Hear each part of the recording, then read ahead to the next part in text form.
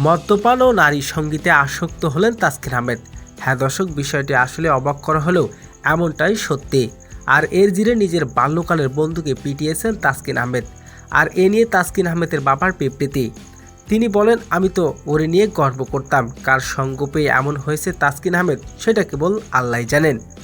সিফাতুর রহমান সৌরভের নামে এক তরুণ তাসকিন আহমেদের বিরুদ্ধে মারধর ও হুমকির অভিযোগে মিরপুর মডেল থানায় সাধারণত ডায়েরি করেন। রোববার রাতে মিরপুর সনি হলের সামনে তাকে ডেকে নিয়ে কিল ঘুষি মেরে জখম করে হুমকি দেন তাসকিন আহমেদ। গতকাল রাতে নিজে মাদক সেবন পর বন্ধুকে ডেকে এনে নিজের গাড়িতে মেরে হসপিটালে ভর্তি করেন তাসকিন আহমেদ। নিউজ 24 এর সাক্ষাৎকারে হসপিটাল থেকে এর অভিযোগ করেন তার বন্ধুরা। তারা জানান, নারী সঙ্গ এবং মাদকের কারণে তাসকিন আহমেদ এমন করেন মাঝে মাঝে। জাতীয় দলের পেসার তাসকিন আহমেদকে ঘিরে সাম্প্রতিক কিছু বিতর্কের খবর ছড়িয়েছে। অভিযোগ উঠেছে, তিনি নাকি মাঝরাতে বন্ধুকে ডেকে এনে মারধর করেছেন। বিষয়টি নিয়ে তার ছোটবেলার বন্ধু সংবাদ মাধ্যমে মুখ খুলেছেন।